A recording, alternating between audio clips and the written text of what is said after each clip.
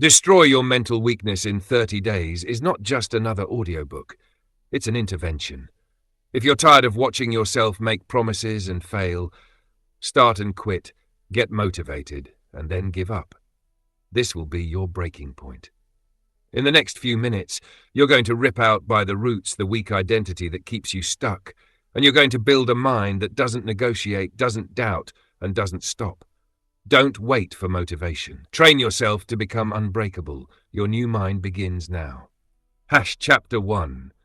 Accept that your mind is weak, and that's why you're here. You have to start with the truth. Your mind is weak, and that's not an insult, it's a diagnosis. Until you accept it, you can't change it. You've been lying to yourself for years. You've said, I'll start tomorrow. You've said, this time I mean it. You've said, just one more break. And without realizing it, you've trained your mind to disobey you. You've conditioned it to surrender every time something feels uncomfortable. Listen to me. Transformation doesn't begin when you get motivated. It begins when you look in the mirror and admit the truth you've been avoiding. You're not weak because you fail. You fail because you refuse to accept that you're weak. That's the root.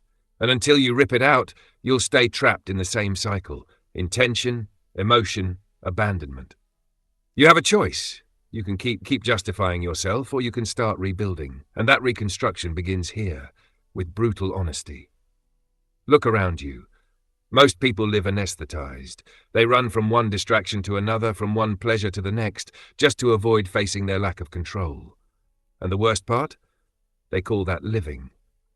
You're not here to live like them. You're here because you're tired of being your own obstacle. You're here because something inside you finally got sick of excuses. Accept your weakness, not to surrender to it, but to destroy it. That's the key. Every time you say, I'm weak at this, you give yourself the opportunity to strengthen it. Every time you deny it, you reinforce it. Think of a soldier. They don't train because they feel ready. They train because they're not ready. Every day they expose themselves to discomfort, not to prove their strength, but to build it. Recognized weakness becomes discipline. Denied weakness becomes defeat. Your mind is like a muscle, and for years you've let it atrophy. You've fed it comfort, distraction, and escape. Every time you chose to delay something, you strengthened your mental laziness. Every time you gave in to an excuse, you programmed your brain to lose. That ends today. You have a choice. You can keep acting like your life is out of your control, or you can take command. But you can't lead a mind you refuse to acknowledge. First, you have to see it for what it is. Unstable, fragile, lazy. Only when you see it clearly can you train it, like a soldier trains his body. Let me tell you something no one else dares to say. You don't need more self-esteem. You need more responsibility. You don't need more motivation. You need more inner obedience. You don't need their permission. You need your decision. The problem isn't that you lack strength. The problem is that you've never demanded it from yourself. Your mental weakness isn't permanent. It's the result of thousands of tiny concessions. 5 more minutes in bed. A task you left for later. A promise you broke just this once. Each of those micro-decisions was a direct order to your mind. Don't take me seriously. That ends now. From today on, your word carries weight. If you say you'll do it, it gets done. Not because you feel like it, not because you're motivated, but because you're rewriting your mind's code. And that code starts with one line. My mind is weak, but I'm training it to be strong. Repeat it. Make it a mantra. Make it a life principle. Not to shame yourself, but to remember that all power begins with humility. The arrogant don't change. The honest evolve. When you accept your weakness, something inside you ignites. You no longer have to hide. You no longer have to pretend. You can focus all your energy on rebuilding instead of wasting it pretending you're fine. Listen, the weak mind seeks validation. The strong mind seeks improvement, and improvement begins with recognition. You must treat yourself like a project under construction, not like a failure. Every weakness you see is an opportunity for mastery. Every area where you give in is an open door to growth. Look at yourself coldly. Analyze your patterns. Where do you always quit? Where do you always postpone? Where do you always justify yourself? That's your training zone. That's your battlefield. And remember this, it's not about eliminating weakness, it's about re-educating it. Your weak mind won't disappear, but it can become your ally. Every time the voice of fear or laziness appears, use it as a signal. It means you're touching a limit. And every limit is a frontier you can expand. That's how unbreakable minds are forged. They don't flee from recognition, they use it as fuel. Every I can't becomes I'll do it until I can. Every this is hard becomes this is making me stronger. Accept your weakness, not to surrender, but to destroy it. That phrase should follow you every day. Engrave it in your mind. Repeat it until it becomes reflex. Because only when you accept what you are can you create what you will be. Here's the truth. Most people never change because they live in denial of their own shadows. You won't be one of them. You weren't born to hide behind excuses, but to build yourself through effort. And that effort doesn't begin when you feel ready. It begins when you say, I'm ready to stop lying to myself. From this point on, every excuse that shows up is an opportunity to decide who's in charge. You have a choice. Remain a slave to your weak mind or become its commander. Only one will survive, and whichever survives will determine your destiny. So accept it, embrace it, and then destroy it. There's no other way to build a strong mind. Denial doesn't transform. Confrontation does. This first step is the hardest because it kills your ego, and without ego you're exposed. But you're also free. Free to rebuild yourself from zero. Free to choose who you want to be, not who weakness has made you. Accept that your mind is weak. Repeat it without fear, because that recognition is the beginning of all greatness. The strong are born from the courage to see themselves as vulnerable and choose to change. That's the truth that separates dreamers from the disciplined. You've taken the first step, recognition. The next is to confront the trap that keeps millions asleep, convinced they're fine while they slowly drown. You've mastered the truth about your mind. Now, let's talk about the enemy that feeds it every day. Chapter 2. The Invisible Trap of Comfort. Comfort is the most dangerous mental drug of the modern world. It doesn't kill fast, it kills slowly. And that's what makes it so effective. You don't see it coming, it doesn't scare you, it doesn't hurt, it numbs you, it soothes you, it makes you believe you're fine while it quietly steals your life. You must understand this. Comfort is not rest. It's deterioration disguised as well-being. Every time you choose what's easy, you're choosing to go backward. Every time you avoid effort, you're teaching your mind to run away. And every escape weakens your spirit a little more. Comfort calms you. Discomfort builds you. Etch that into your mind. It's the number one rule of growth. Your enemy isn't pain. Your enemy is comfort. Pain wakes you up. Comfort puts you to sleep. Pain teaches you. Comfort deceives you. Pain prepares you. Comfort rots you. You have a choice. Every day, every hour, every decision. You can choose the short path that soothes you or the long path that changes you. That's the key. Look around. The world is full of people addicted to comfort. They crave instant pleasure, quick gratification, constant approval, and then they wonder why they don't move forward. They can't see it, because comfort is silent, invisible. It's a cage with cushions. It gives you everything you need to stay still. A warm bed, a logical excuse, an instant reward. But while you feel safe, your potential fades. Comfort destroys more dreams than failure ever will. Look at any successful entrepreneur, any elite athlete, any mental leader. None of them grew in comfort. They grew in chaos, in discomfort, in effort without guarantees. Discomfort was their mental gym, and discipline was their coach. Think about it. An athlete doesn't train only when they feel like it. They train when their body screams enough, because they understand that discomfort builds muscle, and the same applies to your mind. Your mind needs resistance.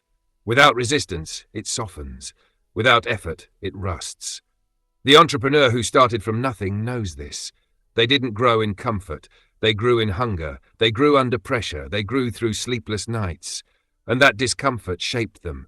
It taught them to act without guarantees, to persist without applause. That's what made them free. You, on the other hand, have been programmed to seek comfort. Since childhood, you were told the goal was to be okay. No stress, no problems, no risks. But here's the truth. That goal is a trap, because comfort takes away what you need most, friction. And without friction, there is no fire. You have to start detoxing from comfort. You have to actively seek discomfort. Because if you don't, comfort will consume you, And when you finally want to react, it'll be too late. Your willpower will be atrophied, your mind anesthetized. You don't need permission. You don't need the world to tell you it's time to get uncomfortable. You have to decide that for yourself. Get off the mental couch you've been sleeping on for years. Start small. Take cold showers. Wake up an hour earlier. Train even when you don't feel like it. Finish what you said you would do. Each of those actions is a dose of strength. Each decision sends a message to your brain. I'm not weak anymore. Do it every day. Do it until your mind learns to love discomfort, because once that happens, you become unstoppable. When you stop fearing what's difficult, nothing can stop you. Comfort calms you. Discomfort builds you. Repeat that every morning. Make it your compass. Because the moment you choose effort over pleasure, your life changes direction. Do you know why so many people hate Mondays? Because Mondays remind them their life has no purpose. Because they've made comfort their religion. They live waiting for the weekend, for vacations, for escape. And that mindset kills them, not suddenly but slowly. With empty days, meaningless routines and distractions that heal nothing. But you're not here for that. You're here to break the trap. To live with purpose, not numbness. To build strength, not pleasure. And strength is only built where there is resistance. That's the truth modern society has forgotten. We were sold the idea that ideal means easy, fast, pleasurable. But ideal doesn't shape you, it weakens you. The hard path isn't punishment, it's training. Every discomfort is an opportunity to grow stronger. Every obstacle is a mental gym. Every sacrifice is an investment. When you choose discomfort, you transform. You start seeing results where you used to see excuses. You start feeling pride instead of guilt. You start respecting yourself. And that's what matters most. It's not about having a stress-free life. It's about having a life with purpose. And purpose lives in discomfort. Purpose grows where no one else wants to be. Remember this. Comfort is the shortest road to regret. Discomfort is the longest road to freedom. And you always have a choice. Every day, you can choose which world to live in, the lukewarm world of comfort or the fire of growth. So start making yourself uncomfortable on purpose. Do the things your mind avoids. If you don't feel like doing it, that's probably exactly what you need to do. That's the key. Get up before sunrise. Cool your body. Demand more of yourself. Not because you must suffer, but because voluntary suffering gives you control. Chosen pain frees you from imposed pain. Voluntary effort frees you from eternal regret. You choose your poison, the slow poison of comfort or the purifying fire of discipline. It's not about seeking what's easy, it's about seeking what's right. And what's right is almost never comfortable. Look at your current life. Identify your comfort zones. That routine that doesn't challenge you, that relationship that doesn't push you, that habit that calms you but empties you, and destroy them one by one. Not with hatred, but with intention. Because every comfort zone you destroy makes space for a stronger version of yourself. Your future doesn't depend on how you feel. It depends on what you choose. And if you choose comfort today, you choose regret tomorrow. Remember, comfort calms you, discomfort builds you. Engrave it. Live it. And when you feel the temptation to go back to what's easy, ask yourself, am I choosing pleasure or my power? Because that question defines destinies. You've understood the trap. You've seen the invisible prison where millions live, satisfied yet empty. Now it's time to create your own pressure, your own inner fire, your own enemy to defeat. Because without an enemy, your discipline has no direction. You've escaped comfort. Now you need a purpose to attack every day. And that purpose doesn't come from outside. It's built from within. You've broken your anesthesia. You've awakened. Now let's talk about what will give you the fuel to keep moving forward. Chapter 3. Create an inner enemy. Every day, you fight against yourself. That's the truth no one tells you. You don't need an external enemy, you already have one inside. Your mind, your weakness, that inner voice whispering excuses, that's your real battle. The inner enemy is subtle. It doesn't shout, it doesn't attack you head on. It seduces you, it soothes you, it convinces you that tomorrow will be a better time. It tells you that you've done enough, that you deserve to rest, that it's okay to leave it for later. That voice has only one purpose, to keep you weak, and as long as you believe it, it will keep winning. Every day you fight against yourself, and only one can survive. It's not about defeating the world, it's about defeating yourself.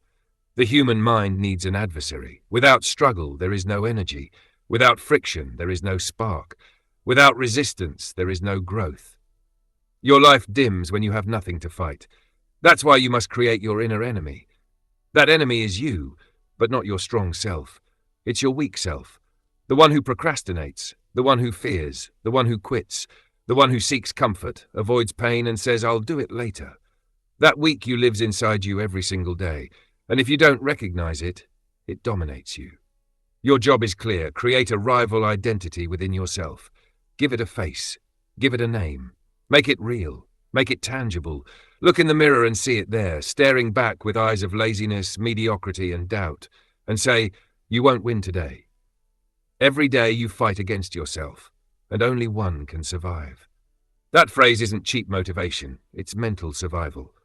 When you understand that inside you live two versions, one that wants to advance and one that wants to surrender, you begin to act with intention, because you know that every choice feeds one and weakens the other. Every time you train when you don't feel like it, you strengthen the warrior.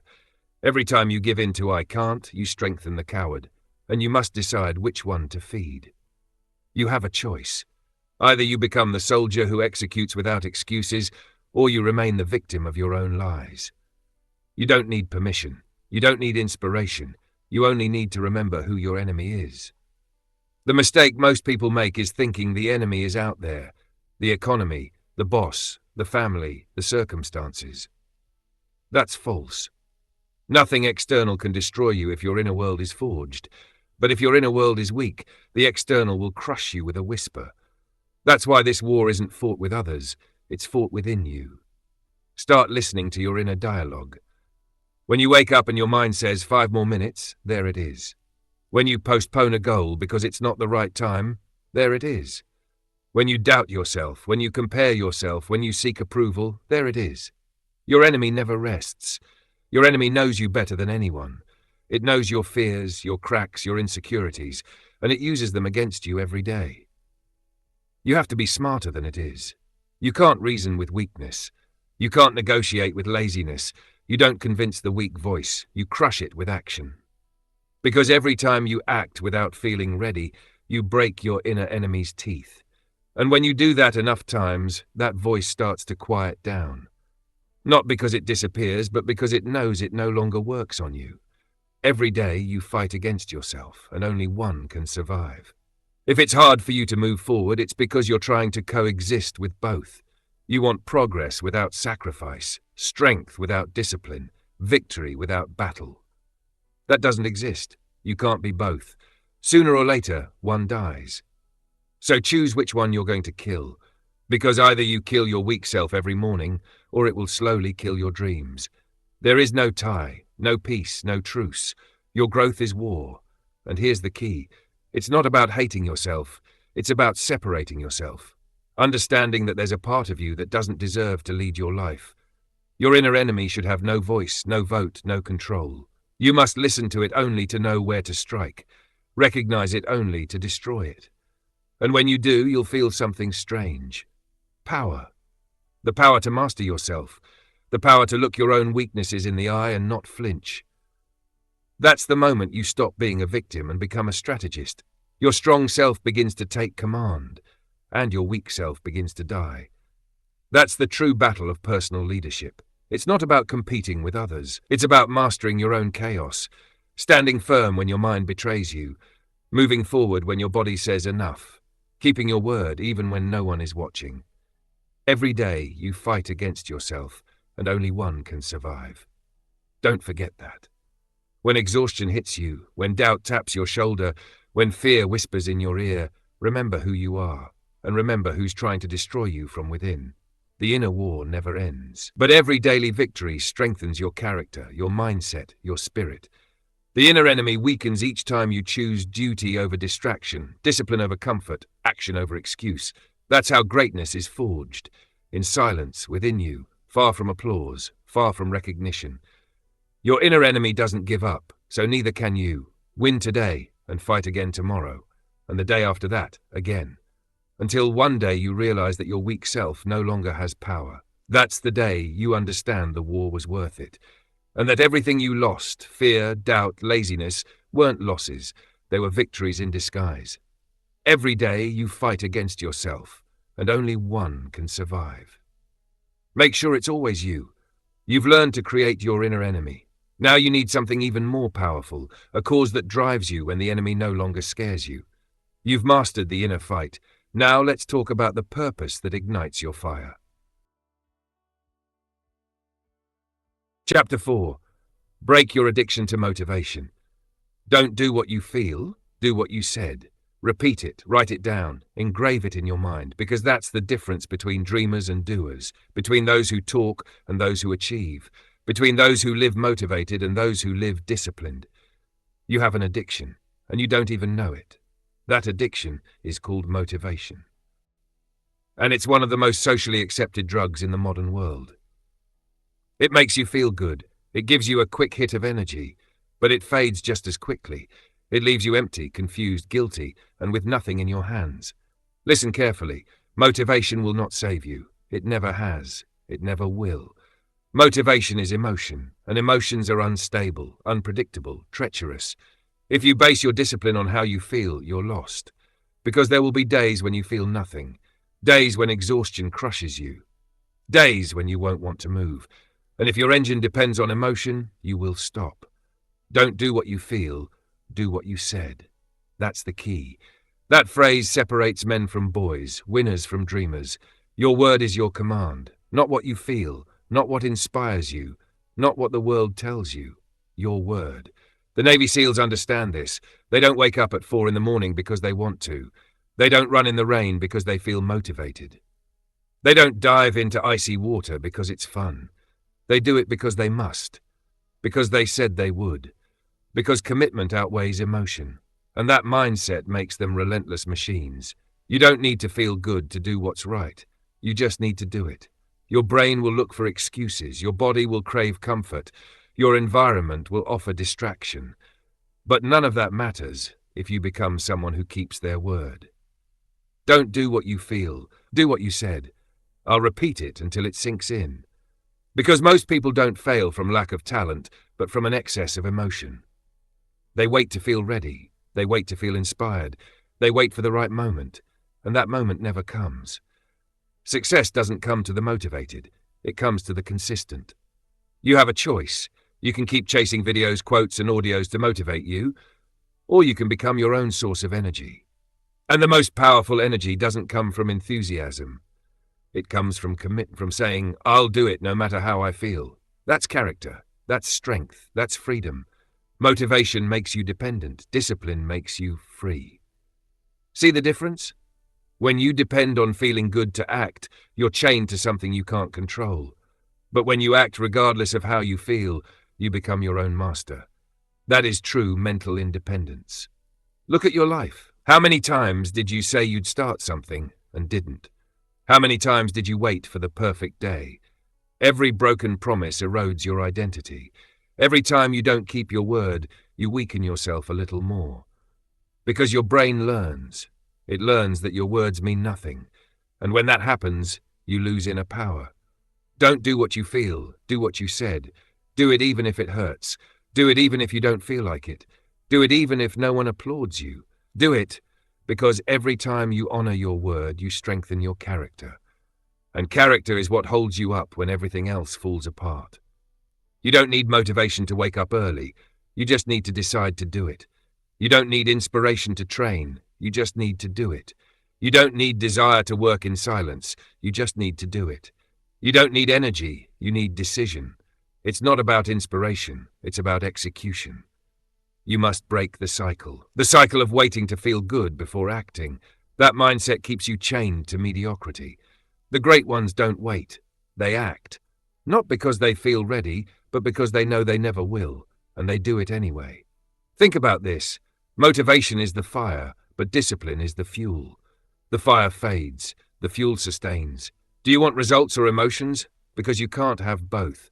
One gives you temporary pleasure. The other gives you permanent power. The world has lied to you. It's sold you the idea that you need to feel inspired to act. Lies. You don't need to be inspired. You need to be reliable. Reliable to yourself. Because confidence doesn't come from believing in yourself, it comes from keeping your word. Every time you do what you said you'd do, you strengthen your word. Every time you don't, you destroy it. That's why so many people feel empty, because they've broken so many promises to themselves that they no longer believe anything they say. Want to change that? Start by doing one thing you said you would do. Just one. And do it even if you don't feel like it. That's the first brick of a new identity, the identity of someone who doesn't need motivation to move. Don't do what you feel, do what you said. Repeat it every morning. Write it on your mirror. Shout it if you must. Your word is your law. And when you keep it, you become unbreakable. When Navy SEALs train in extreme cold, they don't think about motivation. They think about the mission. When an athlete gets up to train before dawn, they don't think about inspiration. They think about the result. When an entrepreneur works in silence without recognition, they don't do it because it feels good. They do it because they promised. And that promise weighs more than the fatigue. Do the same. Become someone who doesn't need motivation because they're already programmed to follow through. Your routine becomes your shield, your word, your sword, your action, your identity. That's the formula no one tells you, because it's hard. But difficulty is the price of freedom. Don't do what you feel, do what you said. That phrase is your new mantra, your new law. Every time your mind says, I don't feel like it, respond, I don't care, I already said I would. That response is the beginning of a limitless life. Because whoever masters their word, masters their world. Motivation is a spark. Discipline is eternal fire. Don't chase the spark. Build the fire. Do what you said you'd do every day no matter how you feel, and you'll see everything change. You've broken your addiction to motivation. You've learned to act without emotional permission. But there's still one more step. Control your environment. Because even the strongest mind can fall if it lives surrounded by noise. So get ready. Chapter 5. Master the short pain to avoid the long suffering. Endure today or cruel tomorrow. That's the law. And there's no escape. Every time you choose the easy path, you sign a contract with suffering. You don't feel it now, but you will later. The pain of discipline lasts minutes. The pain of regret lasts years. You have a choice. You always do.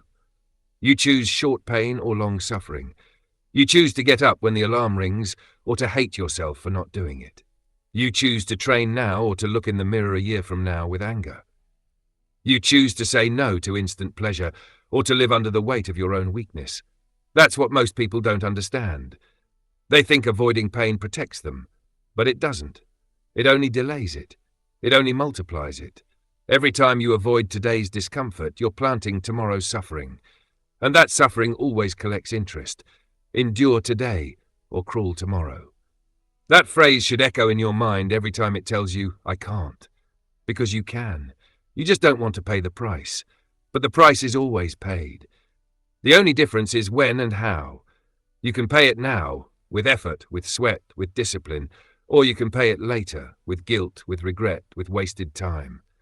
Look at any elite athlete. They don't try to avoid pain. They seek it. They use it as a tool because they know that physical pain, exhaustion, and pressure aren't enemies. They're mental anchors. They remind them they're growing, that they're conquering a weaker version of themselves. Michael Phelps trained every single day, even when there was no competition nearby, even when his body hurt, even when the pool felt like ice, because he knew something most ignore. Pain is information. Pain tells you you're alive, that you're progressing, that you're touching your limits. And if you're touching your limits, it means you're expanding them. That's the key. It's not about seeking suffering for its own sake. It's about learning to coexist with it without losing focus. Because when you can stay steady through pain, nothing stops you. Nothing. Most people don't break from lack of strength. They break from lack of tolerance. They can't handle discomfort. They can't handle effort.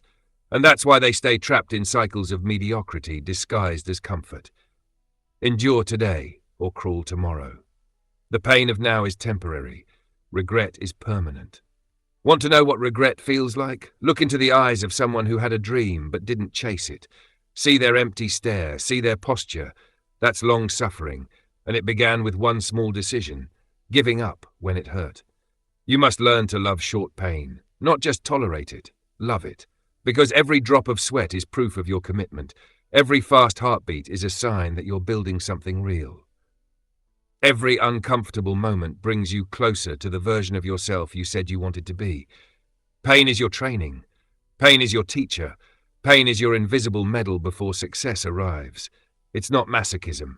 It's awareness. Understanding that what hurts trains you. What's uncomfortable shapes you. What demands more from you elevates you. That's the mindset of a warrior. A warrior doesn't try to avoid the hit. He aims to become so strong that the hit doesn't stop him. Every time your mind says, "This is too much," answer it, "Just for today." Just for today. That's one of the most powerful phrases that exist, because it breaks fear's illusion. It breaks the permanence excuse. No one's asking you to suffer forever. Just endure today. Only today. And when tomorrow comes, do it again. That's how mental fortitude is built, one day at a time. Endure today or crawl tomorrow.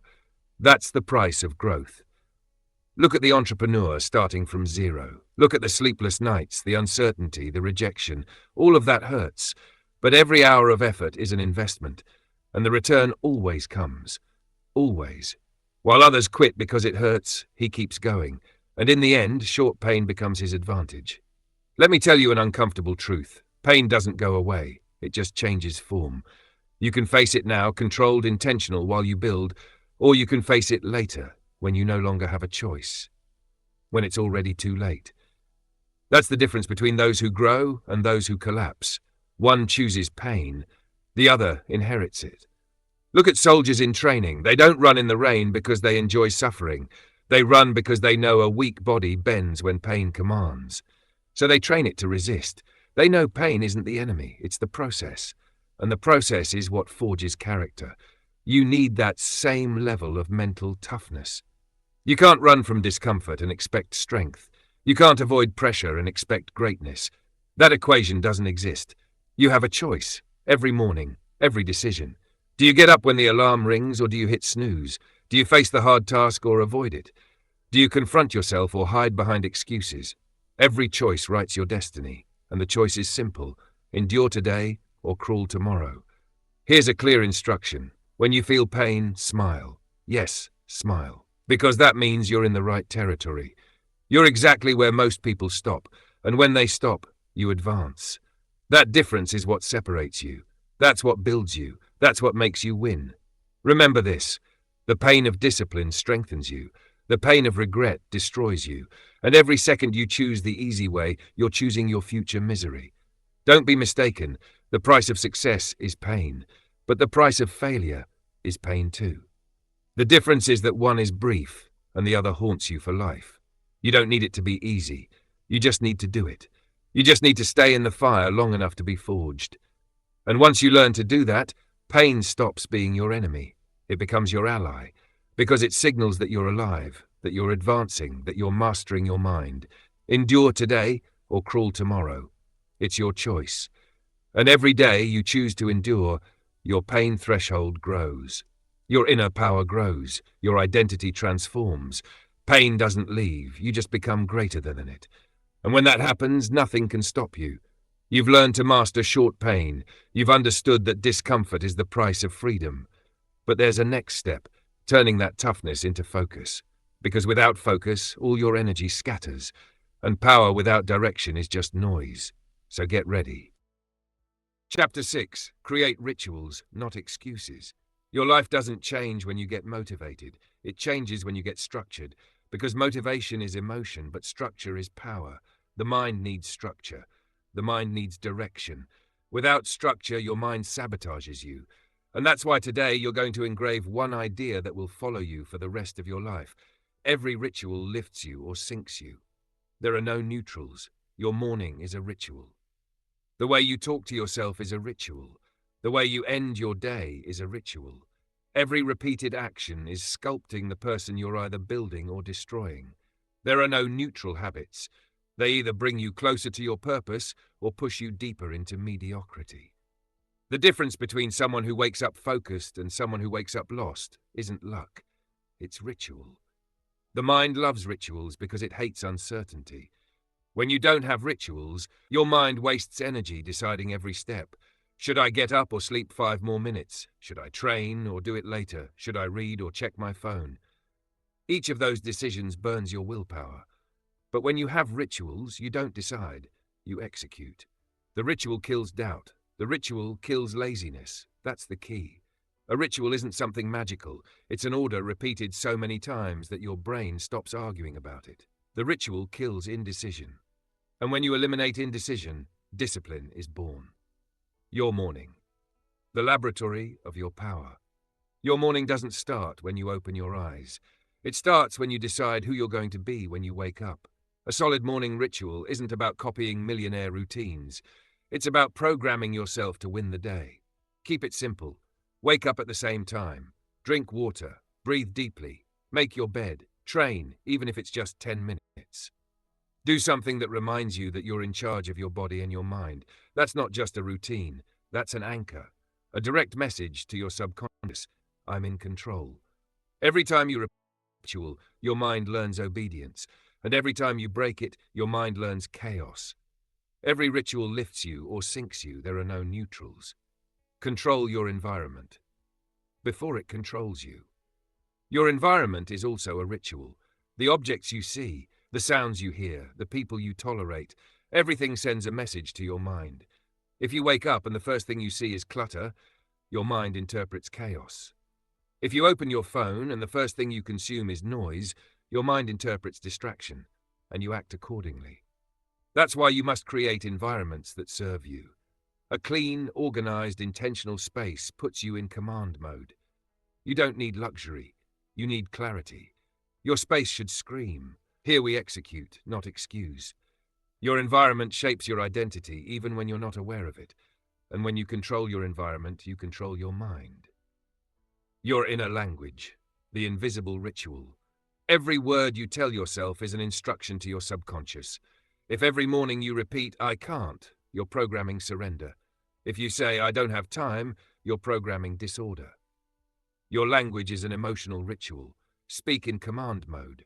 Instead of "I have to do it," say "I'm going to do it." Instead of "it's hard," say "I'm getting stronger." Change the narrative and you'll change your execution. Because the mind obeys the most constant voice, not the loudest. And your inner voice is the most powerful ritual you have. Every ritual lifts you or sinks you. There are no neutrals. Create rituals that strengthen you, not excuses that weaken you. Listen carefully. You're not lacking discipline. You're lacking the rituals that activate it, because no one can be disciplined while improvising every day. It's not about motivating yourself every morning. It's about having a system that makes you act, even when you don't feel like it. A ritual is a positive trap. It pushes you toward your best self, even when your mind resists. While others wait to feel ready, you're already executing. While others look for excuses, you've already completed your ritual. That's the difference between those who grow and those who keep dreaming. Your favorite excuse, lack of time, tiredness, distractions, is just a signal. You don't have a ritual holding you up. So create one, and protect it as if your life depended on it. Because it does. 3 steps to build powerful rituals. 1. Define what's non-negotiable. Choose 2 or 3 actions you'll do every single day, no matter what happens. It could be training, reading, meditating, writing, or planning. Don't seek intensity, seek consistency. 2. Associate your ritual with emotion. Don't do it out of obligation, do it out of identity. Repeat, "This is what winners do." Emotion turns the act into part of who you are. 3. Protect yourself from yourself. Set alarms. Eliminate distractions. Simplify your environment. Your discipline isn't about willpower, it's about design. Design your life to win, even when you lack energy. Every ritual reinforces a message. Every repeated action engraves a pattern. If your rituals are strong, your life will be stable. If your rituals are weak, you'll live improvising.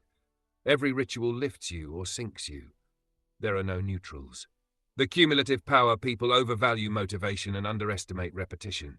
You don't need to feel inspired every day. You just need to respect your rituals. Because every repetition builds character. And every small act of order is a brick in the cathedral of your discipline. Don't underestimate the small things. He who masters the small masters the great. That's the key. The great athletes, the leaders, the creators, they all share one thing in common: unbreakable rituals. They train while others rest. They plan while others get distracted. Execution without excuses. Not because they always feel like it, but because they've made ritual their nature. And you can do the same.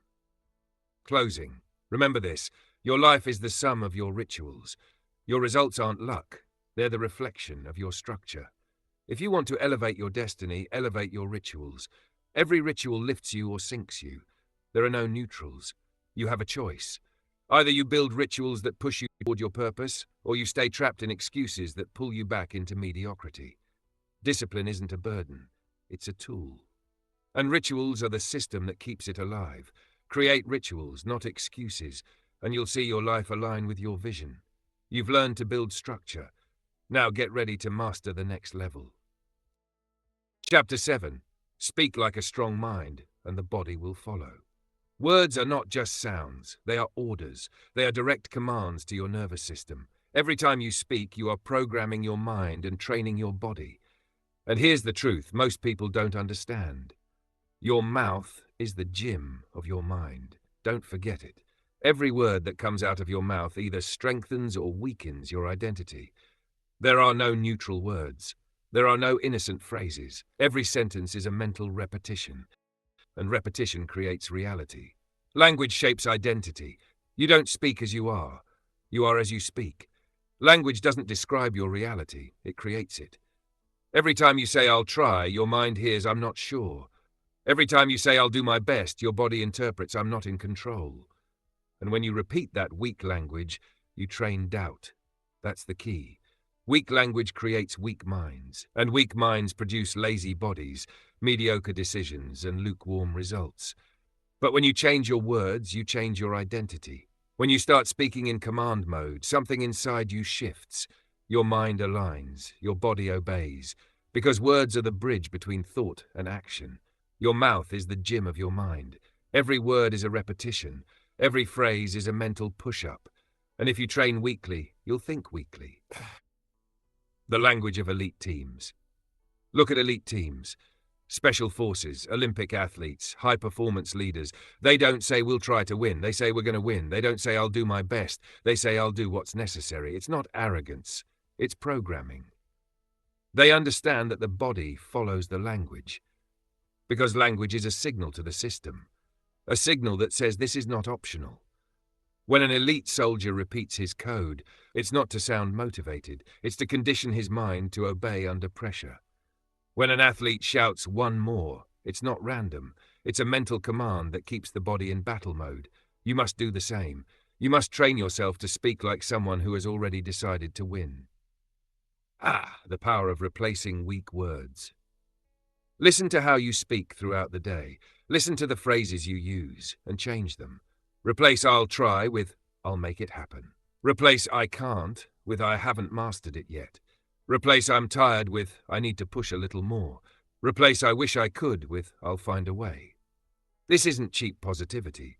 It's neuroprogramming. Your words create mental pathways, and those pathways determine your decisions. If you speak weakly, you act weakly. If you speak strongly, you act strongly. It's that simple. Your mouth is the gym of your mind, and every word you speak is a weight you either lift or drop. How the body obeys the voice. Your body listens to your words more than anything else. If you say "I'm exhausted," your energy drops. If you say "this is too much for me," your body gives up. If you say "this makes me stronger," your body finds fuel. It's not magic, it's biology. Your nervous system interprets your words as chemical signals. Every word triggers a hormonal response, and those responses define your performance. That's why coaches shout "let's go," and not "move if you feel like it." Because the body responds to the tone of command. The body follows the voice of the leader. And in your life, you are the leader. That's the key. You don't need anyone to shout at you. You need to speak to yourself with authority. Stop pleading. Start commanding. Don't say, "I hope I can do it." Say, "I'm doing it." Say, "I've already started." Say, "I'm capable." Your body will obey. It always does. Speaking strongly isn't speaking loudly.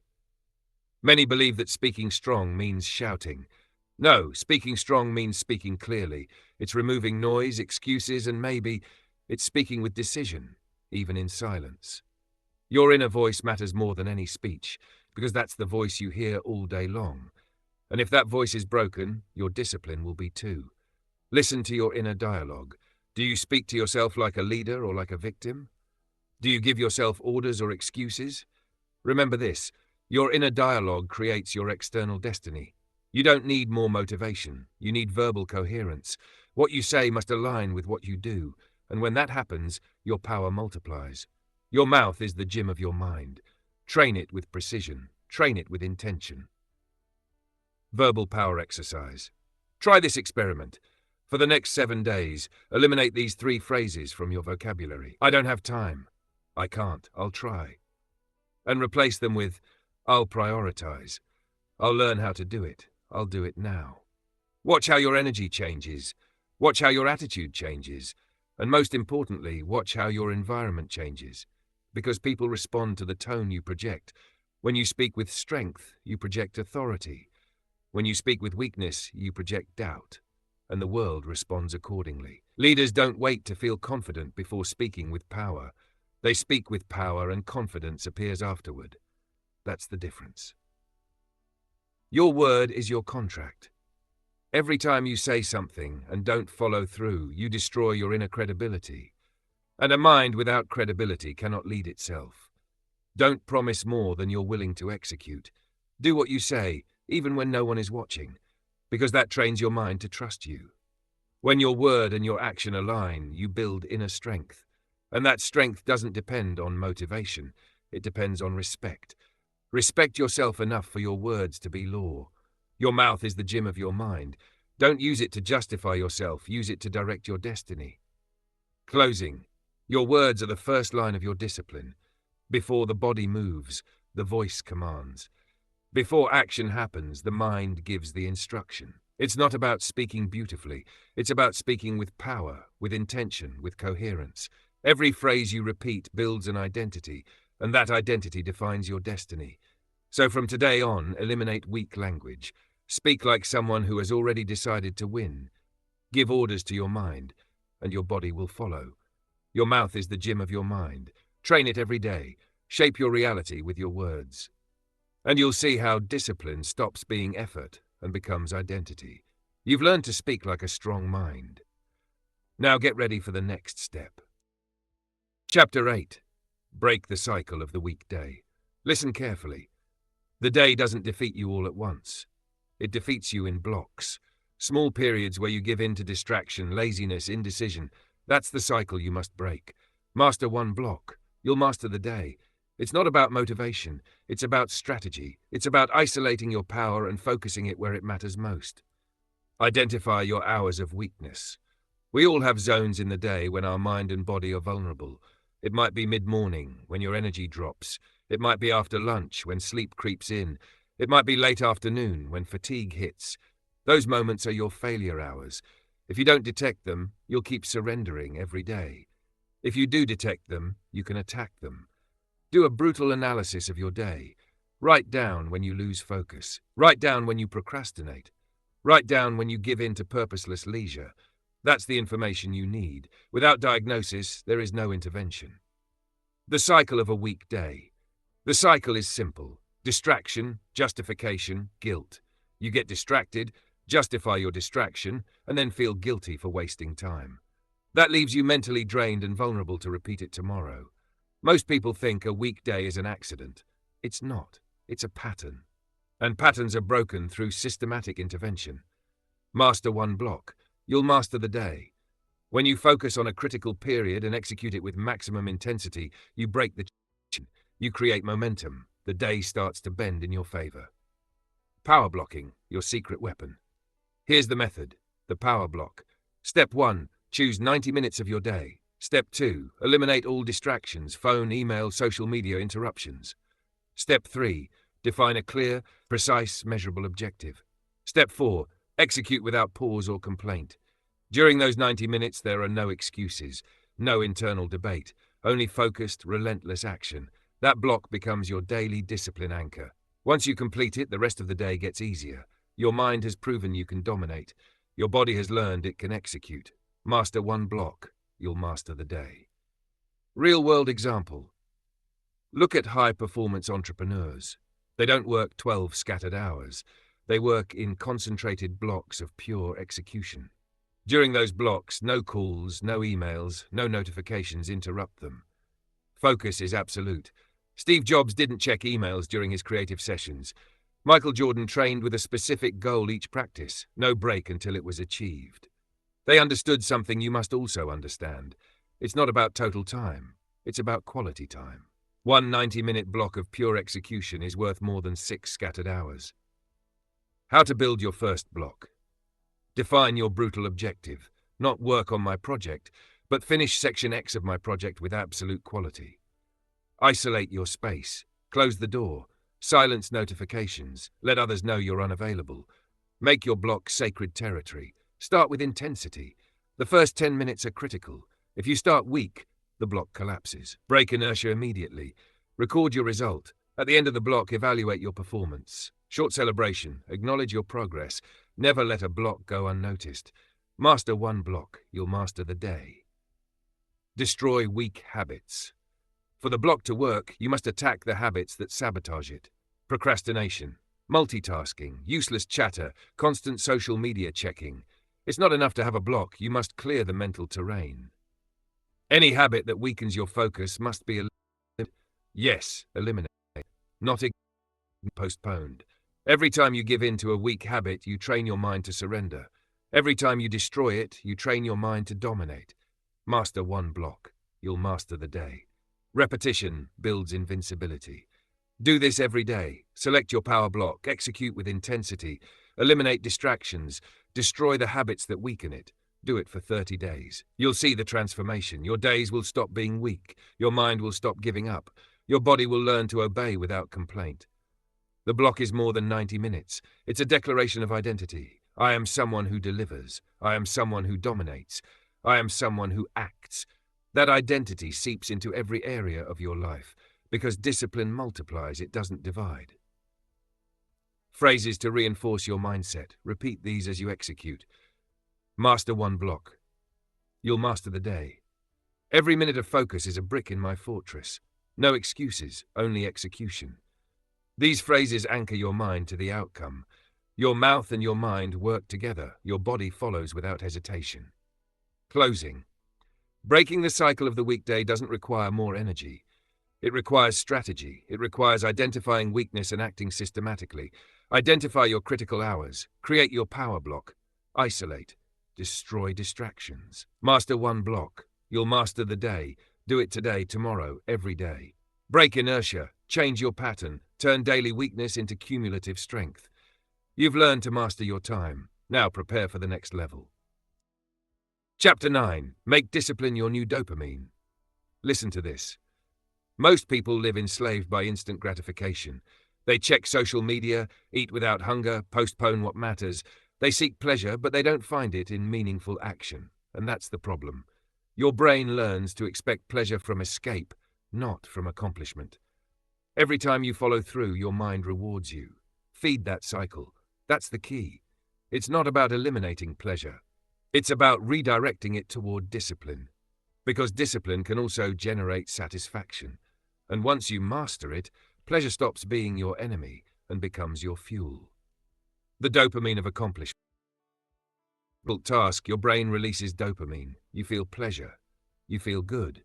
But only if you associate action with reward. If every time you want pleasure you run away, you'll never train your mind. If every time you feel discomfort you avoid it, never build strong habits. Your brain needs to learn. Real pleasure is in action, not in escape.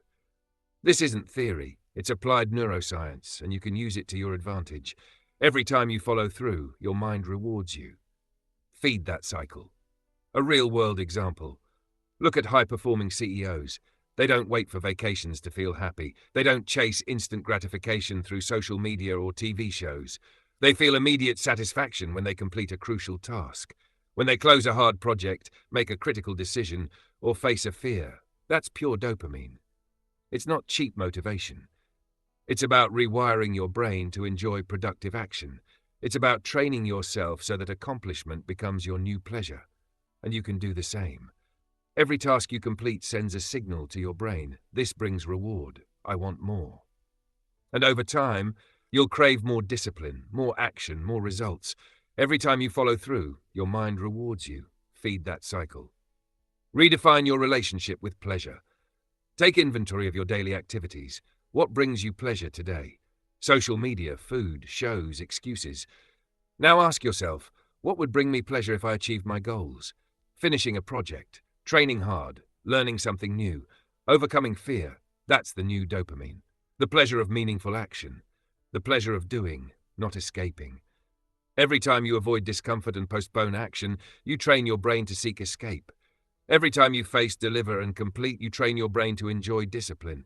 You have a choice. You can remain a slave to escape, or you can make discipline your favorite drug. The virtuous cycle of discipline. Decide to act. Don't wait to feel like it. Don't wait for motivation. Act. Complete the task. Do what's hard. Do what matters. Do what makes you grow. Feel the pleasure. Your brain rewards action. Pleasure appears. Repeat. Each cycle strengthens the next. Each accomplishment makes your self-control stronger. Every time you follow through, your mind rewards you. Feed that cycle. This is the cycle that separates the mediocre from the leaders. The weak flee from pain. The strong face it and enjoy the outcome. How to practice the dopamine of discipline. Step 1. Start small. Choose one task that's difficult but achievable every day. It should hurt a little but not break you. Step 2. Celebrate immediate completion. Don't wait for big rewards. Feel instant satisfaction for having executed. That sensation is your discipline dopamine. Step 3. Increase difficulty. Each day, raise the challenge. Bigger tasks, more demanding projects. Each completion reinforces your identity as someone who delivers, who acts, who leads. Step 4. Repeat without exception. Daily repetition. No skipping. Each repetition solidifies the habit and turns your mind into a fulfillment machine. Every time you follow through, your mind rewards you. Feed that cycle. Reprogram your pleasure. Your brain doesn't know discipline can be fun until you show it. Each time you choose to act instead of run, you send a powerful signal. This is my path. This makes me strong. Your body feels energy, your mind feels satisfaction, and your identity transforms. It's not about suffering for the sake of it. It's about training your pleasure to obey your discipline. It's about turning action into your most powerful addiction. Every completed project, every executed task, every achieved goal, pure dopamine. And each repetition strengthens your brain. The power of conscious repetition. Pleasure that isn't trained becomes empty. Pleasure sought through escape is fleeting. But pleasure earned through action accumulates. Every time you follow through, you reinforce your identity. Every time you resist escape, your mind grows stronger. Every time you feed discipline, your life transforms. Every time you follow through, your mind rewards you. Feed that cycle. And over time, you won't need external motivation. Your brain will learn to enjoy execution. Your mind will seek action, not avoidance. Your body will follow, because pleasure will no longer come from outside, but from within. Conclusion. Today, you have a choice. Stay enslaved to easy pleasure, or make discipline your dopamine. Every time you follow through, your mind rewards you. Each action becomes a brick in the fortress of your character. Each disciplined day brings you closer to your best self. You don't need permission. You don't need luck. You just need action. You just need consistency. Make discipline your new dopamine. Feed it, nurture it, train it, and you'll see how your life stops being a game of emotions and becomes a game of results. You've learned to turn pleasure into power. Now, get ready for the final chapter. Chapter 10. The Indestructible Identity. Listen closely. Everything you've learned in the previous chapters leads here. This isn't about workouts, techniques, or power blocks. It's not about fleeting motivation or isolated habits. It's about who you are, your identity, your inner strength, your ability to decide, act, and follow through without excuses. You don't change because of what you do once. You change because of what you refuse to stop doing. Strength of decision, not physical strength. Many people confuse discipline with physical power. They lift weights, run fast, work hard. That's physical endurance. What builds an indestructible identity isn't how much you can lift, it's how much you can decide. Deciding to get up when you want to stay in bed, deciding to work when you want to quit, deciding to act when no one is watching. That's real strength, and you can train it. Every action aligned with your word reinforces it. Every time you keep a promise to yourself, your identity grows stronger. You have a choice, every day, every moment. Decide to be strong. That's the key. Rewrite your story. Let go of the past. The mistakes, excuses, and failures, they all belong to who you used to be. Today, you write a new chapter. Today, you define the you who follows through, who masters, who doesn't wait for permission. You are no longer the one who promises and fails. No longer the one who doubts, who gives in, who surrenders to comfort. You are the one who acts. You are the one who executes. You are the master of your destiny. Every decision you make today reaffirms who you are. Every action you complete solidifies your identity. You don't change because of what you do once.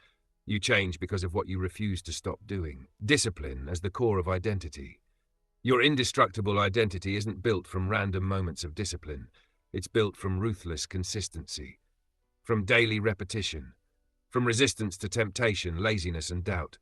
Every habit you adopt, every power block you complete, every word you speak with intention, all of it reinforces who you are. Discipline stops being effort and becomes essence. You stop asking if you feel like it. You stop seeking external motivation. You just act. It's not about physical strength, it's about strength of decision. And when your identity is anchored in action, nothing and no one can break you. The power of repetition. Imagine this, every day you do something your old self avoided. At first it hurts. At first it's hard. Your mind wants excuses, your body craves comfort. Ignore them, do it again and again and again. Repetition turns the impossible into routine. Repetition makes discipline stop being a choice and become part of your DNA. Each repeated action is a brick in the fortress of your character. Each decision is a hammer that shapes your mind. You don't change because of what you do once. You change because of what you refuse to stop doing. A real-world example. Look at great leaders, athletes, and entrepreneurs. They didn't get there by luck. They didn't get there by innate talent. They got there because they said, "I'll do what must be done, even if it hurts, even if no one sees, even if the world tempts me to quit."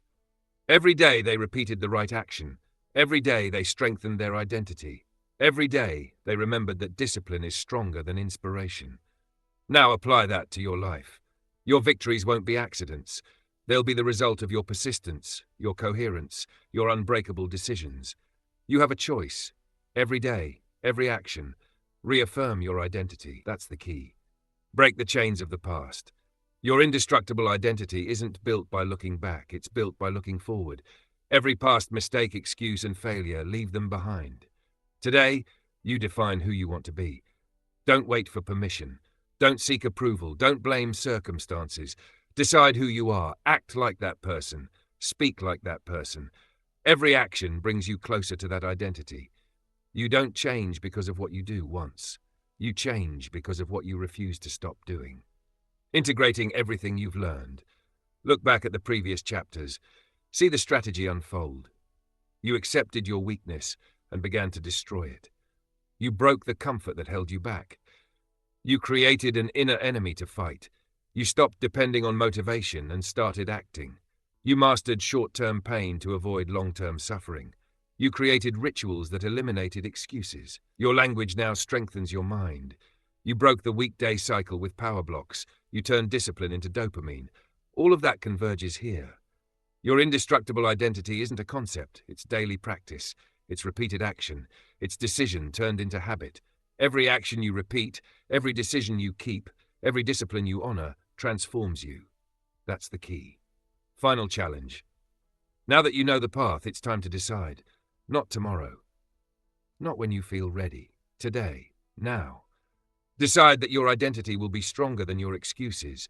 Decide that you'll follow through even when it hurts, even when no one sees, even when your mind screams. Decide that coherence will be your new standard. Because this isn't about talent.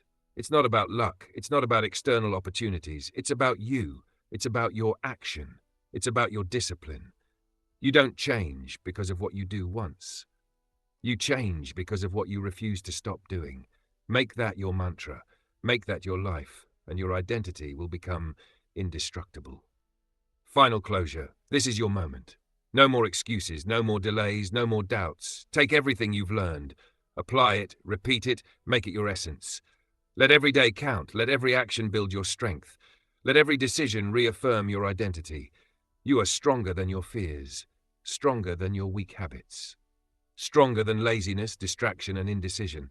That is the indestructible identity, and now it's up to you to maintain it. You don't change because of what you do once. You change because of what you refuse to stop doing. Act, decide, repeat, and master your life.